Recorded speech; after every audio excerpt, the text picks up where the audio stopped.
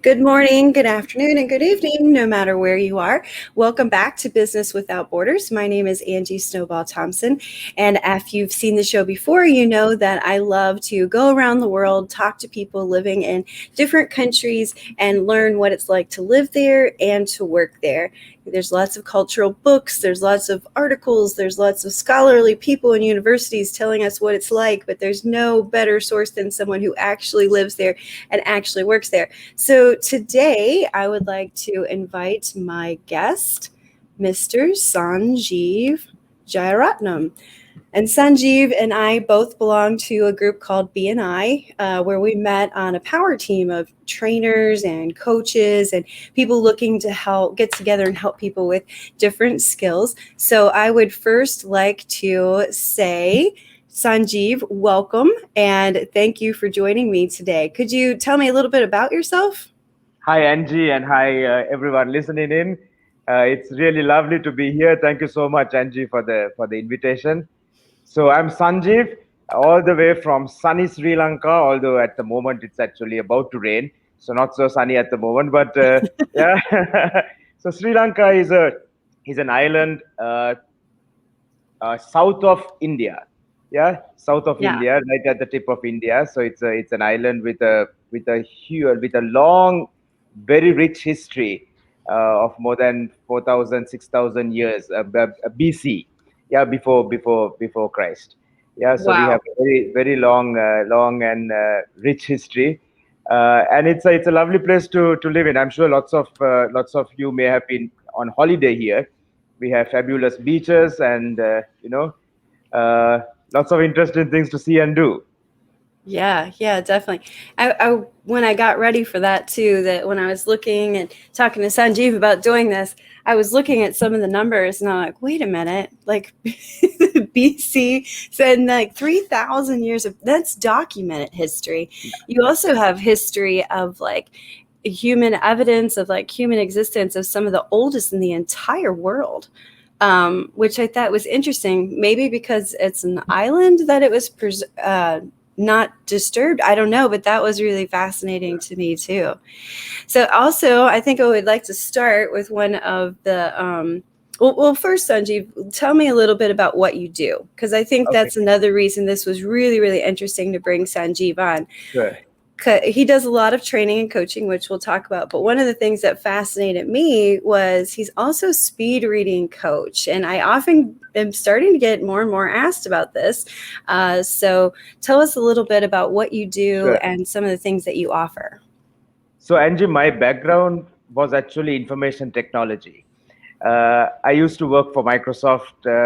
Of course, everyone knows Microsoft, and also another ERP company called IFS, which is a Swedish company. So I was managing consulting and project management for these organizations for many years. Of course, I've also been lecturing for 21 years now, lecturing for bachelor's and master's level of studies for degrees which are awarded by universities like Manchester Metropolitan University, University of Westminster, University of Wales. So those degrees are the students study for them in Sri Lanka, but it's awarded by these international bodies. So I have been actually lecturing for at these places for a long time now.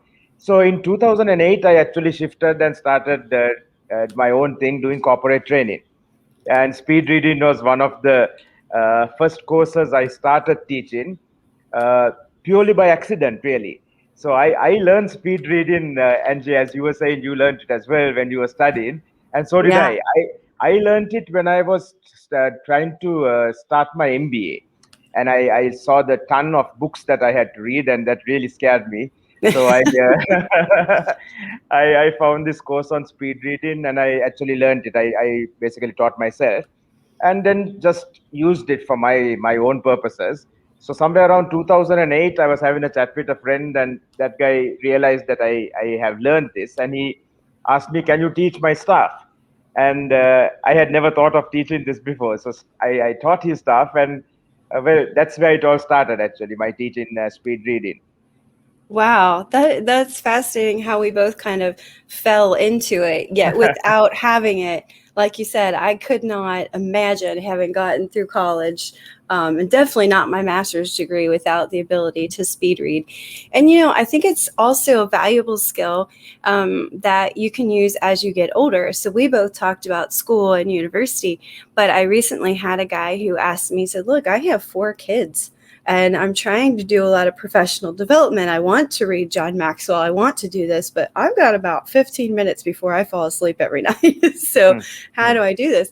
And whether you have kids, a family, or you're just busy, what a wonderful skill to be able to pick things up and read it. Someone told me about another cultural book just the other day, and I had about an hour before my interview, and I thought, man, that'd be really interesting to read. So I told her, I said, I just read it. And she said, "Oh, really? When?" I said, "Oh, just before." She's like, "In an hour?" And I said, "Yeah. I mean, that's a very normal thing for us." So if Yeah, you're interested yeah. in speed reading, it really is an amazing skill that I And think is valuable forever. and just to put something in perspective, so Angie, you said somebody told you they just have 15 minutes to read before going to bed. Yeah. Yeah, So without speed reading, 15 minutes would actually be 15 minutes. But with speed reading, you could actually get through what you would normally read in an hour in 15 minutes. right. Wow. Yeah, And that's huge. yeah, it is. I never thought about the actual time consumed. I just always would think about other people. Or I know in college, one of the girls, she would read. I thought, how are you still possibly reading that novel? Like you have had that thing there for a week. Like how are you doing that? Yeah, That's crazy. That's a lot of time on your plate. And yeah, something else I like to think about with training and coaching, because you never know. Prices are all over the place. Economies are all over the place. That'll be one of my questions for you. But something that I think is crazy is you put a price out there, and some people are like, "Oh my gosh, this is so expensive." And other people are, "Oh my gosh, what a value." And yeah. something people are not doing is actually looking at that value. Mm. So when you're talking about an hour into 15 minutes, if you spent 4 hours doing something, that's 3 hours of your time that you save. What is your time worth? If your Yeah, time is worth $100 an hour, you yeah, just saved $300 yeah, in 15 minutes, in yeah, 45 minutes. yeah. So if you multiply that every week, does it really matter what It's that huge. course is It's huge. worth? It's huge. And it's also, Angie, I was reading this article where it said that especially after COVID, people today are more stressed out than ever. They are working harder than ever. They are working more hours, especially if you're working from home. You're working more hours than you used to do. Yeah. Which Yeah, means that you have even less time to do all the things you really want to do. Less time to spend with your family, your friends, your hobbies, whatever. So something we try to do through the program that I teach is that if you just spend, let's say on a normal day, let's say you spend 2 hours reading, you right. would gain 4 extra days for the month, and that's Oh like my having two gosh. extra weekends. Yeah. Yeah. I mean, That's amazing, really. Yeah. it really is. It's truly amazing. Forex, what would you do with that much? Then we can travel more, we can do more stuff. Oh my gosh, really amazing. So, just before we go forward, unfortunately, for some reason, we are not connecting to LinkedIn. We're still on Facebook Live, we're still on YouTube Live. It appears to be an issue with LinkedIn. Remove and re-add it. We'll see what happens there. But we are still we're still live on Facebook and YouTube. So we'll put the recording on LinkedIn if it doesn't work. But I just want to let you know that we are still live, and not sure what's happening with LinkedIn there. So let's talk a little bit more about Sri Lanka. One thing I had no idea, I only found out, was this, like, what are those? I mean, are those your letters? That's crazy, because from my understanding, a huge amount of the people in Sri Lanka speak English. Is that correct? As a Well, second language? yes, yes, absolutely. So we have two main languages. What you have on the slide or on the screen is Sinhalese, which is the language spoken by the majority, vast majority really. And then we have second language, which is well the second most. most spoken language, which is Tamil. And Okay. Tamil is also the language of the people of the south of India, Tamil Nadu. So so although there are well, proportionately there are less Tamils in Sri Lanka, there are millions of Tamils in Tamil Nadu of India. Yeah, so that's the language. The roots of this language is actually Sanskrit, which comes Oh, from India. okay. Yeah, so that's the. I hope I'm right. Somebody might correct. It's Sanskrit. And what you had put up on the slide basically said Democratic Socialist Republic of Sri Lanka. Gotcha. Okay, cool. Oh, it's still not. Oh, sorry, I'm a little. I was really trying to get it to go to LinkedIn. It's not working. And the size of Sri Lanka, you have 22 million people. That's right. That, by an American standard, if I look at this map of where you are again, does not look that large. And it looks like a very small. And they put 22 million people in there. Is it a crowded area, or do you have plenty of room? Because what was a little bit confusing as I looked at Sri Lanka, I looked at 22 million people, but then I saw some of these beautiful pictures, which I'll also share here, of elephants, mountains, beaches, and I thought, how do they fit all of this into this island? Okay, so it's not as small as it looks, first of all. Okay.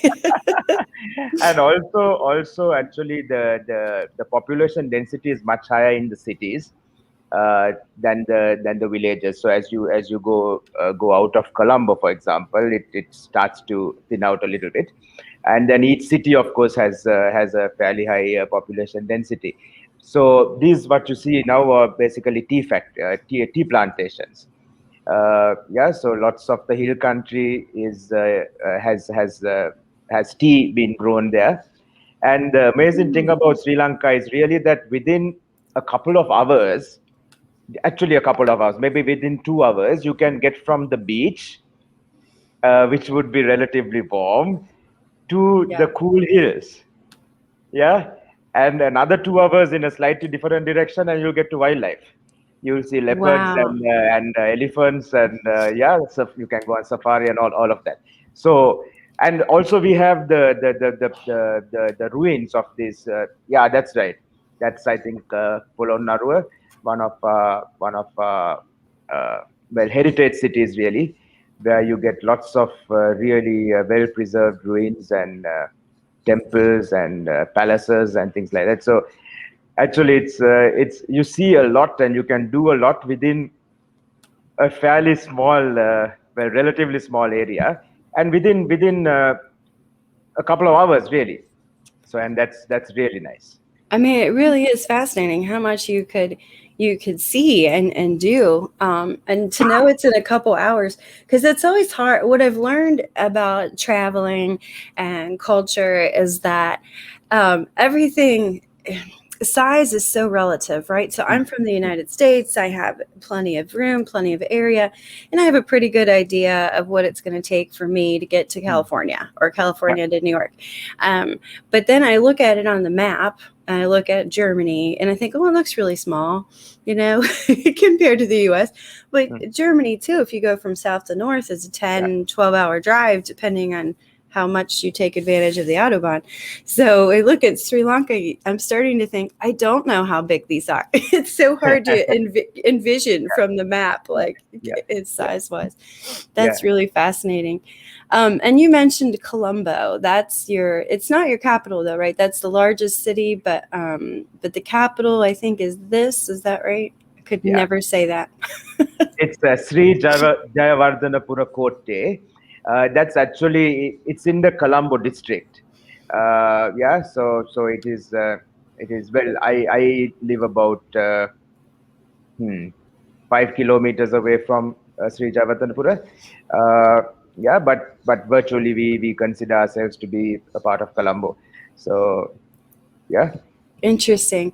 So, beautiful, beautiful place to live, beautiful place to visit. And although you have these different languages that you speak, I feel like it would be a great place for someone to tour because there is a great deal of English there as well.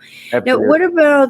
what about working with people from Sri Lanka? You were actually the first person I encountered from Sri Lanka, and I Okay. thought, oh, that's fun. That's kind of a country that I hear about in movies and stories, and I don't know anything Yeah. about it. Yeah. So, what's it like to work with your culture?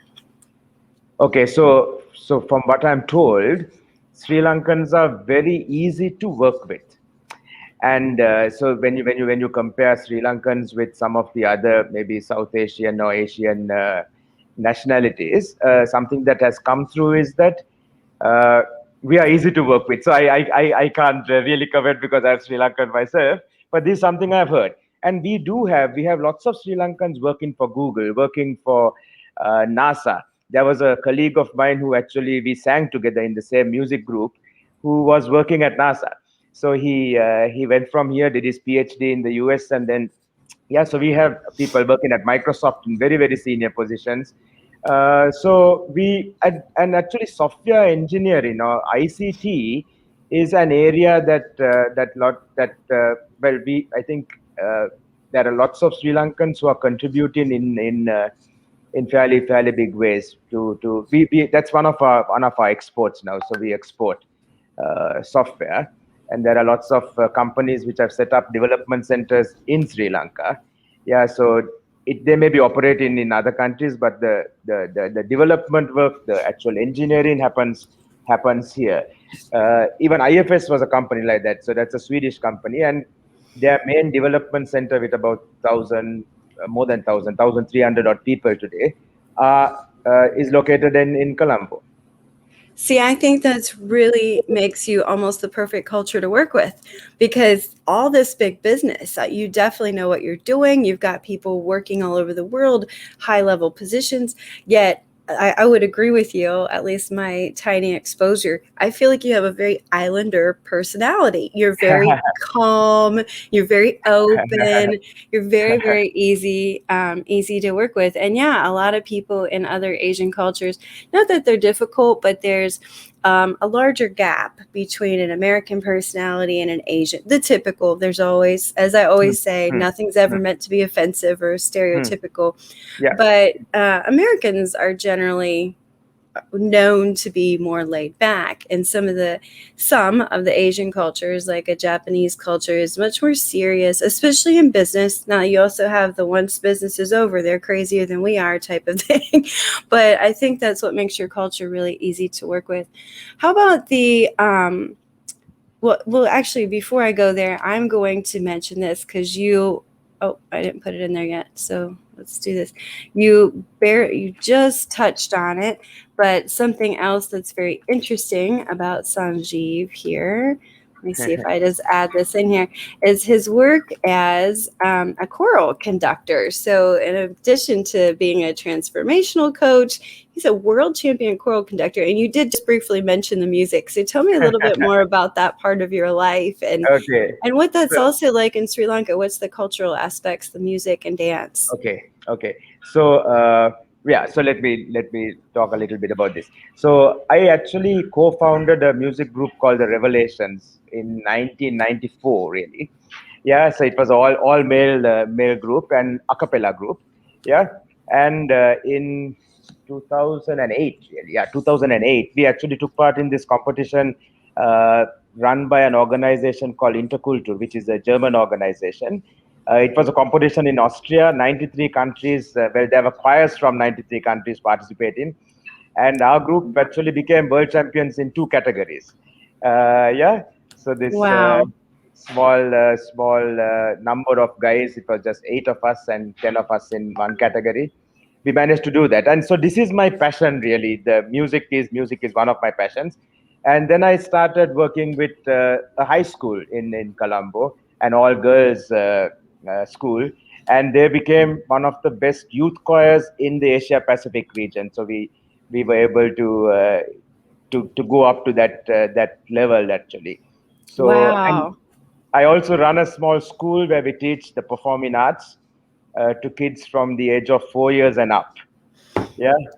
So Very we cool. we do that as well. So something interesting, well, I think it's interesting that I must say is, although although I have done a lot of music conducting, choral conducting, and even writing of music, transcribing things, I have had absolutely no formal education in this at all. Yeah, Wow, really? Oh my zero, gosh, world actually champion. nothing. No, that is crazy. Crazy, crazy, crazy. So that's really interesting to hear too. I remember hearing that about you, and I thought this guy does a little bit of everything. So let's talk more, a little bit more about like the economy. First of all, what Hmm. is your currency? What do you use there? Okay, so we have a currency called the Sri Lankan rupee. Okay. The Sri Lankan rupee. And do you Yeah. happen to know like what the conversion would be to an American dollar? Okay, so these days it's not too great. Okay. It's good for the Americans though. Okay. It's about roughly between 190 to 200 rupees for a dollar. Okay. And when you, because I really do think, like, I recommend you as the speed reading coach. And I think that as more people see this and are Hmm. interested, Hmm. I think some people don't think about it as a skill that can be learned, especially at an older age. But of course, you can learn this at any age Oh yeah, and becomes absolutely, more useful as you get older. As you mentioned, absolutely. who doesn't want the extra days a week, 4 extra days a month, right? I mean, Yeah, that's yeah. crazy. Everybody wants that. So when you do that, do you quote in the local currency or how do you give proposals? Yeah, so just to put things in perspective a little bit now, I well, it might come out as marketing. I hope that's okay. It's okay. Yeah. So we are pricing the program at 99 US. Okay. And how Nine, long is the program? okay, so it is a hybrid program. There are 4 sessions of 2 hours each. So Okay. that's eight hours in total that you would actually learn the skill in a classroom with me, Okay. being there physically present. So it's not a canned program. It's not something recorded and where you follow it, yeah, on your own and you try to learn the skill. This is where you have a coach who's fully committed to your success. And so I really drive you to make sure that you get those benefits that you have signed up for. See, it's like you can go and try to learn to swim on your own, and you would achieve something. But when there is a coach trying to motivate and not taking no for an answer and pushing us through, we are Yeah. going to achieve that much more, isn't it? Yeah. Yeah. Yeah, no, it's so So, true. I just started this with Pilates. Like I was like, oh, I can do it on YouTube. Why would I hmm, pay a trainer to do this? hmm, It's all there's a million things. But hmm, guess what? I never did it. And now I have this coach that I'm like in 2 weeks I'm in yeah, better shape than I was in a yeah. year. There we are. So There we yeah. are. So that is actually one of the key differences between the program that we do. Yeah, because there is a how do I say, a live component. Yeah, so it's like, Angie, you're there, you're following the course, and you ask me a question. You ask me a question. I'm having a problem right now, Sanjeev. How do I do this? And you get an answer right now. Yeah, and Oh, I see you. I excellent. can see your expressions, and I can help you. So it's like helping you to excel, helping you to actually reach your full potential. Yeah, not settling for anything less. So that's part of it, and also part of it is where you don't really need to be with me. There are parts of the learning which you can do in your own time. So it's hybrid in that sense. I love that. And the courses, because that's a phenomenal price. Is that a group learning environment that we It do it is. in? It is. It is. Okay. It And let is. me just say on his behalf, because I often have people that are concerned about the group lessons. And as a coach, I hope I speak for Sanjeev too. Group lessons are most likely my favorites because not only, as long as you're coming in at the same level, but let's face it, if you're going to learn speed reading, you're all going to be at the same level. If you know how to do it or you don't, right? So you're starting at the same level. And one of the great things about group classes is that people ask questions you didn't know to ask. So you will sometimes learn things that you would never have learned on your own because it wasn't a question that you thought to ask. It also adds an extra level of support. So you see the other struggles or challenges people are having, and you're not the only one. Or the opposite, you see someone doing really well and you're challenged, and you can ask that person, what are you doing? What am I missing? And they may see it, because the one thing, especially communication, I've learned over the years, is perspective is everything. Some people can see something right in front of them, that right in front of you, that you can't see, right? So I think that's a very important part of understanding how well group classes work. And let's face it, Americans, that is one heck of a value. That's one heck of a price for a package of that much time to learn how to speed read. You're basically, and I'm going to just correct you if I'm wrong, but you did say $99. Is that right? That's right. So this man is offering us basically 4 extra days a month for $99. I just to make sure everybody heard that. Because I'd pay $100 for an hour. Let's just be honest. So I mean, that's a really great value.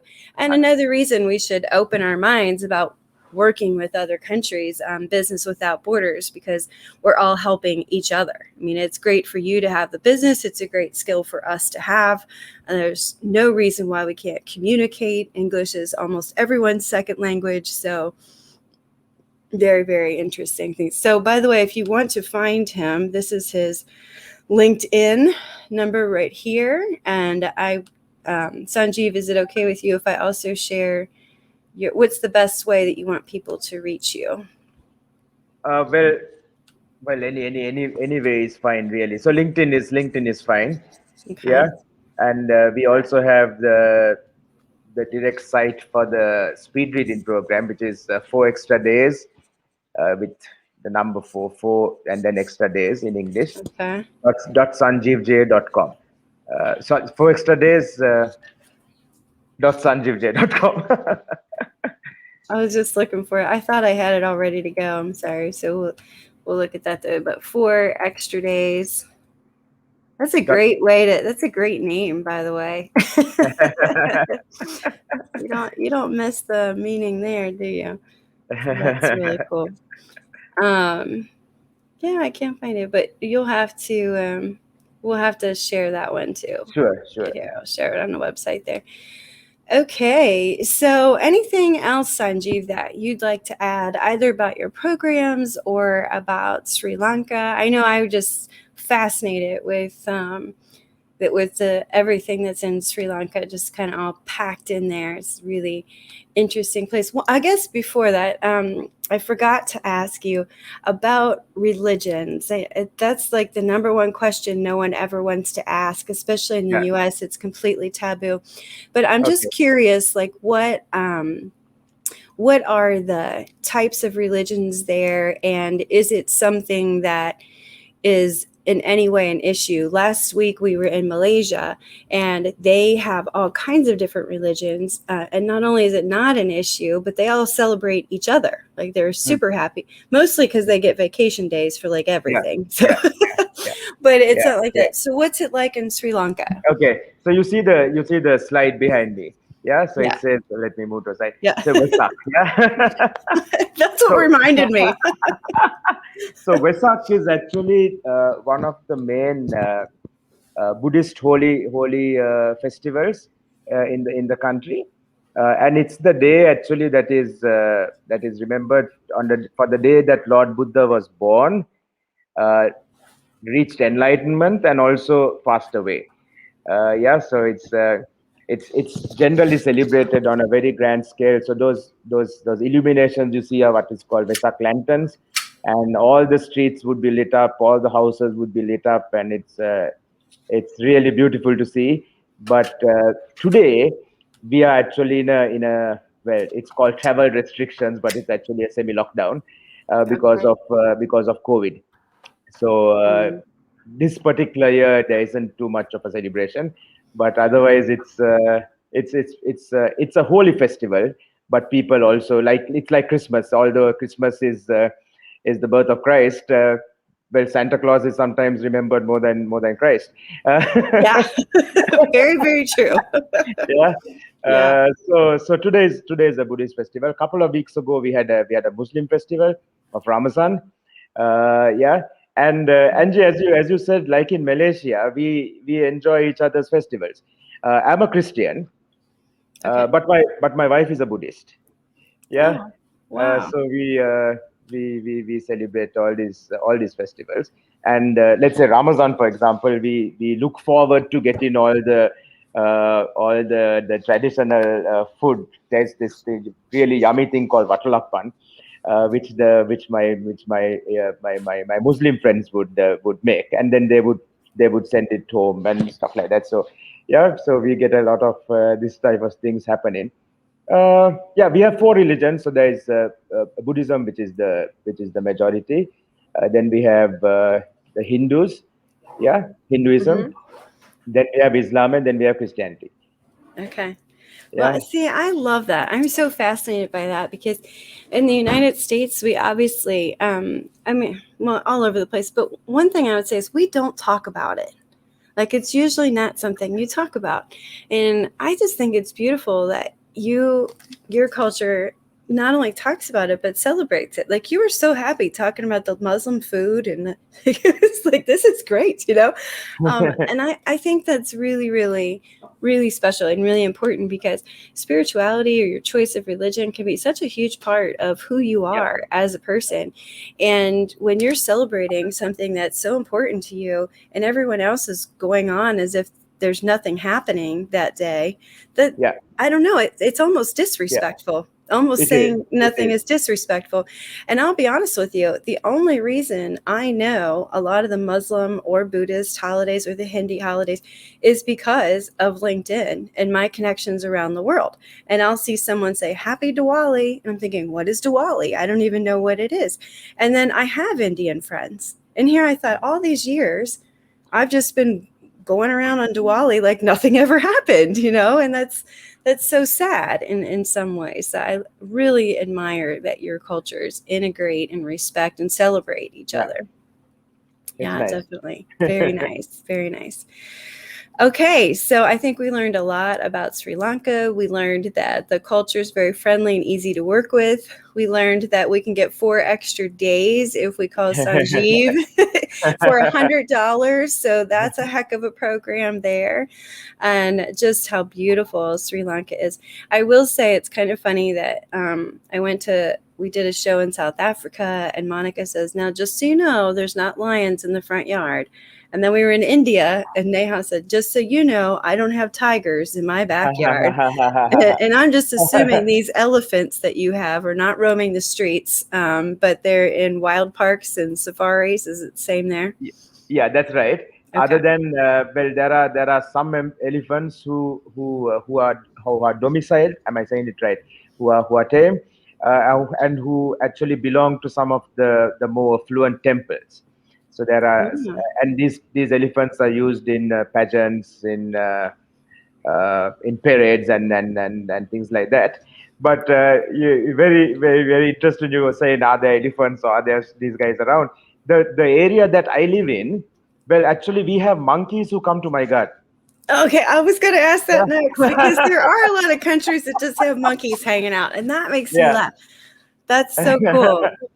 Yeah, we Yeah. were in Gibraltar once, and they're just everywhere. Like you walk out, and there's just monkeys on the porch.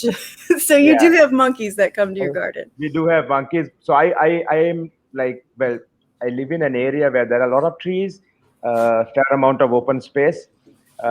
So but there are more buildings coming up now, so I hope the monkeys don't get wiped out. But at the moment, there are monkeys, and quite big monkeys. So so not always the most pleasant thing, because you don't know. Always hoping they don't come into the house.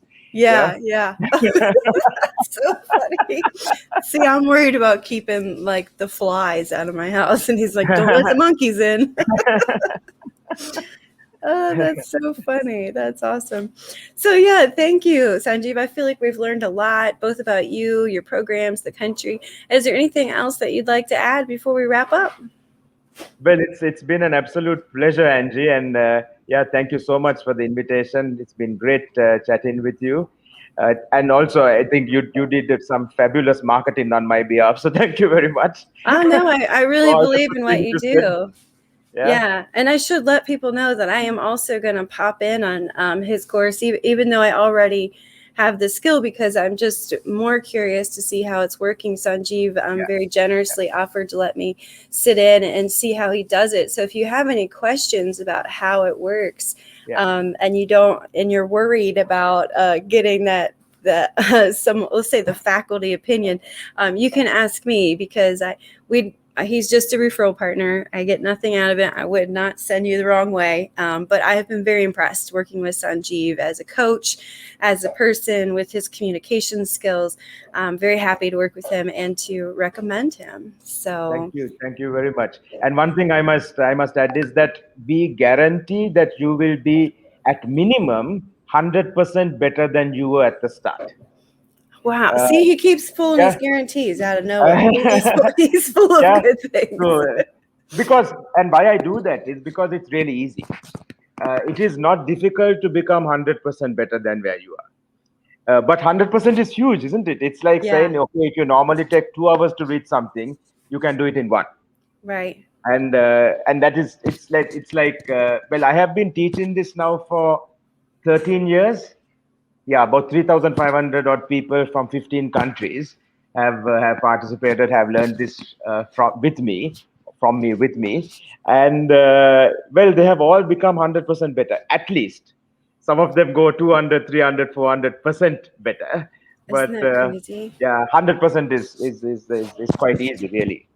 And just I know we keep talking about, but as he was talking, I thought another thing. And first, I want to say hi to Linda Weil. She's my groupie. She's always my best supporter. She's always here to watch and talk. So, thank you, Linda, for joining us again. I really enjoy having you here. It's fun.